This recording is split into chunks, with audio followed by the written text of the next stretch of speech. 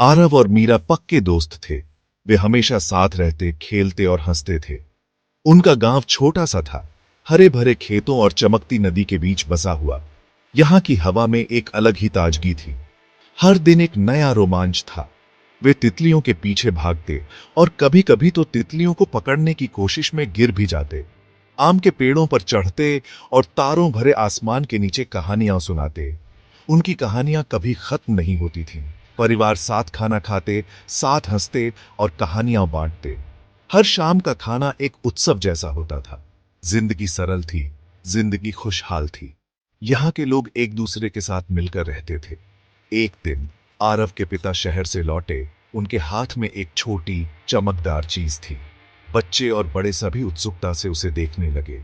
वो एक स्मार्टफोन था, जिसे गांव ने पहली बार देखा था। यह उनके लिए किसी जादू से कम नहीं था। सब लोग इकट्ठा हो गए। उसकी चमकदार स्क्रीन को देखकर हैरान रह गए। वे सोचने लगे कि यह कैसे काम करता है। उन्हें क्या पता था, यह एक बड़े बदलाव की शुरुआत थी। यह स्मार्टफोन उनके जीवन को हमेशा के लिए बदलने वाला था। जल्द ही गांव में हर किसी के पास एक स्मार्टफोन था। ये छोटे उपकरण, जो कभी शहरों की पहचान थे, अब गांव की गलियों में आम हो गए थे। बड़े लोग स्क्रीन से चिपके रहते, अंतहीन स्क्रॉल करते।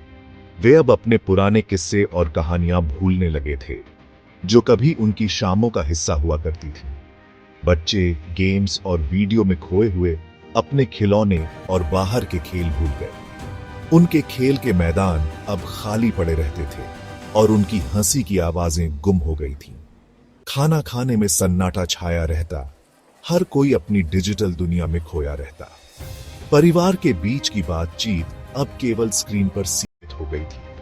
आरव और मीरा ने भी यह बदलाव महसूस किया। वे देख रहे थे कि कैसे उनके अपने परिवार के सदस्य भी अब एक दूसरे से दूर हो रहे थे। उनके माता पिता अपने फोन्स में व्यस्त, कहानियों और हंसी के लिए कम समय देते थे। वे अब अपने बच्चों के साथ समय बिताने की बजाय स्क्रीन पर अधिक समय बिताते थे। वे अब तारों के नीचे बैठकर सपने और राज नहीं बांधते थे। रातें, जो कभी बातचीत और हंसी से भरी होती थीं, अब खामोश और अकेली हो गई थी। गांव, जो कभी हंसी और बातचीत की आवाजों से भरा रहता था, अब खामोश हो गया था। डिजिटल युग ने गांव की रौनक को कहीं खो दिया था। इंटरनेट अपने साथ एक ऐसी दुनिया ले आया जो गांव के लिए अनजान थी। परफेक्ट चेहरों, स्लिम बॉडी और आलीशान जिंदगी की तस्वीरों से स्क्रीन भर गई। आरव और मीरा इन बनावटी तस्वीरों से खुद की तुलना करके खुद को कमतर महसूस करने लगे। और भी बुरा, शेयर किए गए वीडियो सज और मैसेजेस के जरिए गलत चीजें उनकी मासूम दुनिया में आ गईं। बच्चे, जो कभी इतने खुले और मासूम थे, अब चुप चुप और अपने में रहने लगे। परिवार और समाज के मजबूत रिश्ते टूटने लगे। चौथा भाग, बुद्धिमान की चेतावनी। गांव के बुजुर्ग ऋषि जी ने इस बदलाव को भारी मन से देखा। गांव में नई तकनीक का आगमन हो चुका था और इसके प्रभाव से गांव की पुरानी परंपराएं और रीति रिवाज बदल रहे थे। उन्होंने एक सभा बुलाई और सभी को गांव के चौक में इकट्ठा किया। ऋषि जी ने महसूस किया कि यह समय था जब उन्हें गांव वालों को इस बदलाव के बारे में चेतावनी देनी चाहिए। ये डिवाइस, उन्होंने एक स्मार्टफोन दिखाते हुए कहा, आग की तरह है। यह नई तकनीक गांव के जीवन को पूरी तरह से बदल सकती है। यह आपको गर्मी भी दे सकता है और जला भी सकता है। यह आपको नई संभावनाओं से जोड़ सकता है, लेकिन इसके खतरे भी हैं। उन्होंने आगे कहा, यह आपको दुनिया से जोड़ सकता है, लेकिन यह आपको आपके अपनों से दूर भी कर सकता है। यह आपको ज्ञान दे सकता है, लेकिन यह आपको भ्रमित भी कर सकता है।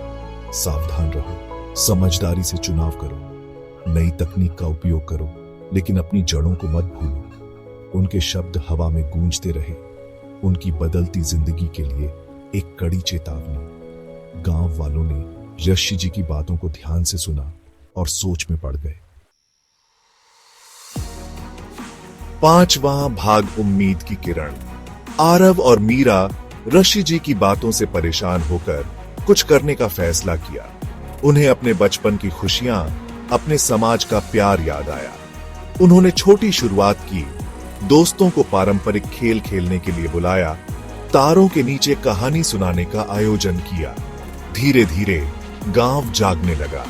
माता पिता अपने बच्चों की कोशिशें देखकर अपने फोन नीचे रखने लगे। हंसी और बातचीत की आवाजें वापस आने लगी। इंसानी रिश्तों की ताकत का सबूत। खुद की ओर वापसी का सफर शुरू हो गया था।